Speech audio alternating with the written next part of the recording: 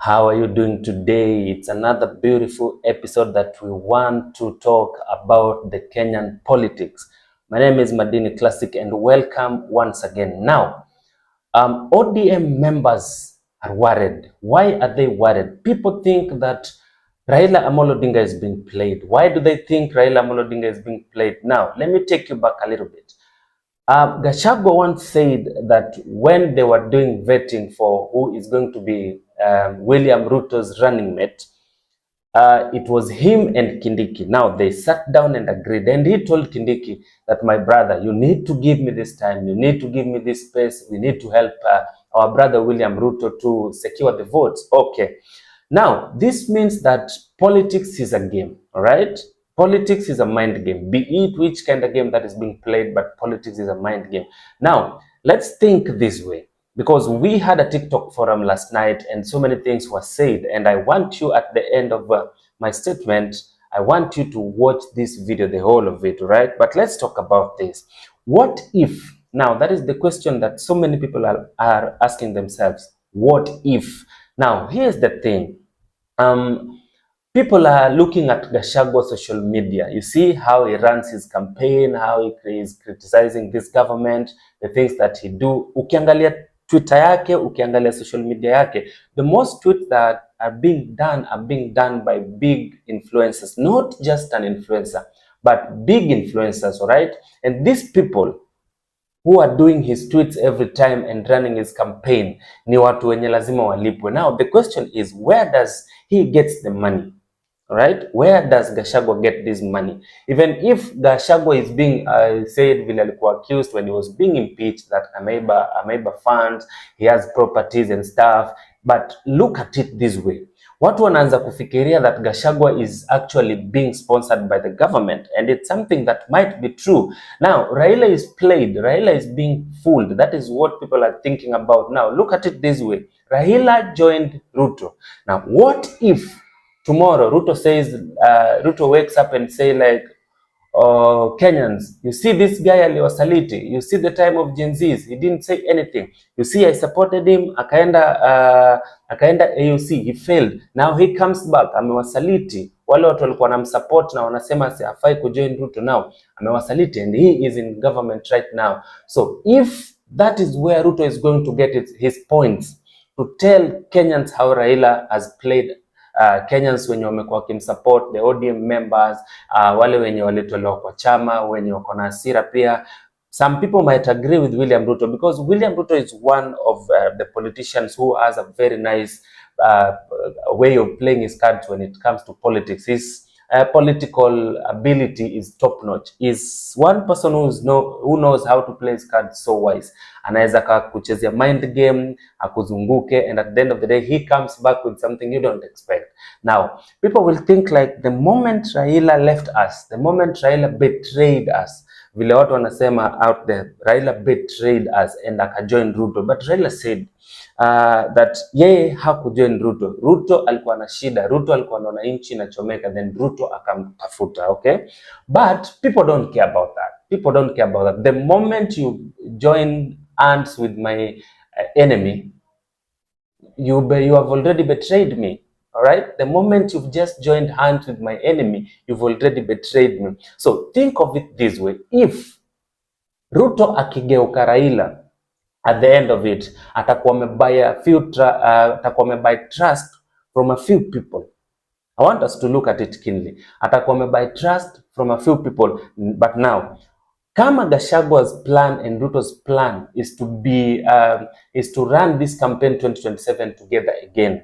Do you know that wako na ability and they have the power to convince Kenyans, no matter everything that has been happening, nini watu kusema, oh, we don't want Kasongo, we don't want nini. Trust you me, he has to get the cards right, okay? Ruto will still get these cards right no matter. So in this forum of conversation that we had on TikTok last night, so many things were said. Kuna opinions that were aired that are actually making sense, and I want you to listen to it carefully. But You can as well share your opinion on the comment section. You tell me what you think, because people are looking at it like this is a mind game. Gachagua anakuwa sponsored na government so that he can play his cards right. As we all know, Gachagua ni mtu mwenye anapenda kubuy sympathy. He'd probably go to Mount Kenya and cry and people will sympathize with him, and hivyo tu you will get the votes wenye kwa watu wenye wanabuy his sympathy. You will get the votes, and when he gets these votes and then he comes back to Ruto, it will be a win. Right? It will be a win, because let me not lie to you. As much as you sit down and just think this is just a normal politics, it is business. Hakuna mtu anafanya kitu for free. Everyone here anafanya biashara. Hao watu wako kwa business, right? These people are doing business. Do you understand that this is business? So what do you think? Do you really think that Raila is being fooled? Do you really think that Raila is being played? All right, he is in the government anakula, right? Ako kwa government anakula. That is what everybody expected, that if Raila, but people thought if Raila is going to fail AUC, arudi huku, atakuja kwa opposition leader. But now that position ishakuwa covered na the likes of Martha Karua, Kalonzo Musyoka, who is also bitter in his own way, and now Gachagua is here. One thing that people don't understand, let me tell you something. One thing that people don't understand is msimamo wa Gachagua iko wapi, because looking at it keenly, I don't even think Gachagua ni mtu ambaye anaendana moja kwa moja na wakina Kalonzo na wakina Martha. I don't think, as much as atakuwa in that shade, but on my side, I don't think if this guy is truly on their side. You know, you remember when Moses Kuria once said that, guys, one day you will see Raila and Ruto working together. All right, and trust you me, even if Gachagua is going to come back, to Ruto to support Ruto in 2027, trust you me, I still think and believe, let me think ahead a little bit, I still think and believe that Baba will still be in that government. Yes, he will still be in that government. So I want you to listen to this discussion carefully, everything that was discussed in this forum. It was a TikTok forum. And after listening to this discussion that happened on TikTok, I want you to write for me your opinion on the comment section, right? Thank you for being a returning subscriber, and thank you for always sharing our videos, staying here, being a member. We are creating a community. You have your opinion and you can share it on the comment section so that next time when we are doing another analysis, we talk about it. Thank you very much. That was my time. Until next time. We already had offered Raila the presidency. Are you understanding? There was this TikToker called Anini Baraza. She told Raila, stay at home. Let us finish the job. You have fought for us. Let us finish. So now for Raila to suspend his dreams of presidency, because we told him, let's get rid of Ruto and then we are going to install you as the president.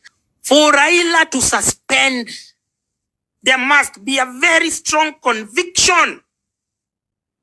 Imagine somebody is offering you the presidency and you say no. My first objective. These kids have already committed verbally that they are going to give me the presidency once they get rid of Ruto. They have told me all I have to do is sit at home and they are going to finish Kumalo for me and they give me the presidency on a silver platter. Now, for you to discard that so as to save Ruto, what do you imagine they kept for him on the table beyond money? It was something more. And what was it? It was anti-Kikuyu sentiment. Because Raila hates Kikuyus. Raila dreams. Raila's biggest dream today would be all Kikuyus. I don't know what historical reasons stemming from Jaramogi Odinga with Kenyatta and him with Kibaki. I don't know what historical reasons that he knows or he has or which are so compelling to make him hate the community like that. But that is the biggest trigger. I have told you, everyone has a trigger. You have a trigger that somebody close to you knows. There's somebody who knows, nikinyamazia huyu, nikimpoeshia simu, atakasirika. So they will do that intentionally to get you on the precipice of going crazy. If they want, if they wield that power over you, they are going to use whatever bait that they have to get you to implode. You understand? So what could be very compelling to make Raila Odinga suspend his presidential dreams and ambitions so as to join the table to protect RUTO, to defend RUTO? The only thing that is powerful and strong enough for Raila Odinga to suspend his dreams and aspirations, what was so strong was his hate for anti-Kikuyu. So he was told, hii Gen Z yote unajua ni Kikuyu wamepanga, unajua hii kitu ni Gachagua wamepanga, anataka anitoe akuwe president. Hey, oh my God, man, no, I did not know. Oh, you mean? So it is easy to gaslight. So the only way they could have gotten Raila Odinga to the table was through anti-Kikuyu sentiment. That is the only way. They got him there. They started perpetuating the myth that Rigathi Gachagua, and they were so convinced. Like William Ruto was so convincing, but he was not speaking to us on June 25th. We were not the audience. The audience was politicians from opposition stronghold, because he kept saying what? That this thing has been funded. This thing has been supported by some people, even some people from outside the country. But all of that was just a script to trigger and to bait other politicians to coalesce against Mount Kenya. So once they came, then they said, number one, let's protect William Ruto, first of all, from this onslaught of the Gen Z who are being funded by Rigathi Gachagua. I've never met or spoken to Rigathi Gachagua. Rigathi Gachagua does not inspire me one bit. He has never said anything that I felt compelled to retweet, to repost.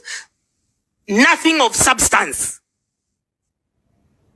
So why would I, when I was arrested by DCI, why would they ask me whether I have ever spoken to Gachagua, and they have never picked up his sons? They have never picked him up. They have never picked his wife up. Simu la pizi kachukuliwa. All because, all because of this guy. Ati wanatafuta evidence kuona kama nilikuwa naongea na wao. I swear to one God. I swear I challenge you to call anyone mwenye ashahadbakiwa. Umuulize kitu ya kwanza DCI wanakuuliza ni nini ama hao NS. They were just looking for something that would connect him to Rigiji, because they needed to convince the idiots in the opposition that the protests were associated with Mount Kenya. You understand? If we didn't have the element of Gachagua constantly campaigning, prematurely campaigning, we would not be having the tribal sentiment, the escalated tribal sentiment that Gaucho and Mbanya are using, are escalating with. You understand?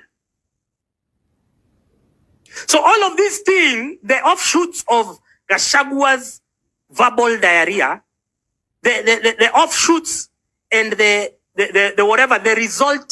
resultant or cumulative effect of Gachagua's verbal diarrhea is now these smaller offshoots we are seeing in the likes of Mbanya. You understand? Mbanya, Githaiga, these are the Lady Jacqueline. You know, you guys follow just anyone tu mwenye amejitokeza. Somebody without brains, somebody without logic or common sense. You just follow them too. Fwa. Fwa. So, akina Mbanya are the offshoots. They are the cumulative effect of the scripted and choreographed ethnic tour of Rigathi Gachagua around the country. You understand? So while you guys are promoting Rigathi Gachagua as even an option in the next election, what he's doing is he's making it difficult for us to realize our objectives. Now, our objectives is RUTO must go, and institutional and structural reform. You understand? That is our objective. So who has gotten us? Kengori is telling us to speak about Gaucho. Who has emboldened Gaucho to speak the way he's speaking? It is none other than Rigathi Gachagua, because he appointed himself as a spokesman of the region without any mandate of the people. He made himself the spokesman. He made himself the kingpin. I was never consulted. I was never done what? Why are you telling us to whatever? Now, secondly, ever since Rigathi Gachagua was impeached, he has never spoken about RUTO must go. He has never rallied sympathetic members of parliament to the cause of impeaching or voting a vote of no confidence against RUTO. But he's just gaslighting people every day over the weekends. He's not giving the punch. He's not giving the right message. Every time you listen to him, like now, for instance, when he was talking about the abductors, he just said a name called Abel. He just said a name called Abel. We had to do the dirty work of finding out the other information. You understand? He just says Abel because he is not there to burn bridges with RUTO. He's not there to challenge the establishment. He's there to gaslight you. He's there to bait you. He's there to distract you. He's there to derail you. You understand? So we have moved from an intellectual high of discussing taxes and whatever in the budget and everything and everything that in between. And now we have been reduced to tribal arithmetic. All because of who? All because of Rigathi Gachagua. So, isn't it plausible that he has been deliberately deployed to serve this very purpose? You understand? Isn't it, do you think it's a coincidence that he is well funded to hire, thank you very much, the Don, he is well funded to hire influencers. There's Cornelius Rono, there's Jim Jue, there's all these people who promote him on X and who promote him on TikTok. They don't do it for free. It's not cheap either. You understand? It's not cheap either. But do you think that it is happening by coincidence? I told you, anyone who wants to vie for president, even Trump himself, Trump started his campaign full throttle last year, August, which was more or less like 4 months to the elections. He never did a rally before that. He never did a campaign before that. So this guy who is doing rallies and is ready to do rallies between now and 2027, where is this money coming from?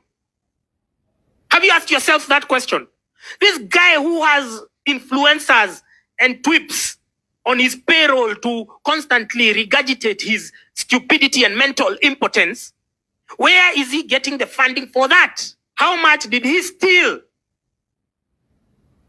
Even if he stole 100 billion, which is impossible, maximum cash, I believe, he might have assets, he might be asset rich, but the cash that Rigiji might have come out with cannot be more than 20 billion. With the kind of campaigns that he has already unleashed, with the kind of live TV interviews for them to have, they come to his home in Wamunyoro, you think it is free? You think it is free? For him to spend all that money, you think it is his money? You think rich people spend their money like that? That is government money. For him, he's ready to unleash, to roll out a campaign between now and 2 years. He's ready to sustain it. You genuinely believe it is his money? He's going to his bank account and withdrawing? Do you think Rigathi Gachagua, all the media tours that he's been going, all the media tours that he's been going, you think they've been free? There was this lady who's called Sandra Kimani, who was complaining that they have not been paid by, what are these guys called? Affordable bloggers of State House. And so she was talking about, for every interview that she goes, whether it is radio, whether it is TV, you have to go and leave something for the person who has interviewed you. You have to leave 3K or 5K. So you can imagine for the wall-to-wall coverage that Rigathi Gachagua has been receiving, how much he has paid. You can imagine, just try and put an amount on it. So you think that this money in here anaenda kwa bank? No, first of all, if he had stolen money and he had stashed it, a genuine government which is cracking down on him would have cracked down on his money, would have blocked his finances, his assets and everything. Nothing of the sort has happened. He is moving around the country, which shows that he has been allowed. As imebidi twende chini ya maji kwa sababu ya tweet moja mbili tatu. Him who is doing significant damage is allowed. Rigiji is the source, is the engineer, is the initiator, because once again back in June we were discussing taxes, we were discussing the whatever debt position, we were on an intellectual high. How we moved from that to this is none other than Rigathi Gachagua, because he turned his impeachment into a Gen Z affair, as we were not involved with him. In fact, what did we say when he was being impeached? We said, kufa dereva, kufa makanga. If you're getting rid of the makanga, why leave the driver? Get rid of both sons of bitches. You understand? So, whatever. We were never about whatever. Rigathi Gachagua has desperately then tried to insinuate and associate himself with Gen Z. Even when he goes to meetings, asema, unaona Gen Z, tukieka kura ya Gen Z. Anaeka kura ya nani? Kuna Gen Z yote yako hapa ametuma ati anasema atavotia nini? Rigiji. Kuna yote. So, we have moved from that intellectual high and come low because of one and only Rigathi Gachagua. Rigathi Gachagua has been the biggest liability of the movement. He has been the biggest problem that we have had. He has been the biggest problem that we have faced. If he didn't exist, we could have executed June 25th. But he, in his infinite stupidity, saw it wise now to start giving press conferences. He was paying people to say that he's the one behind Gen Z, is the one who, but it was all choreographed to ensure that they galvanize the opposition politicians, yeah,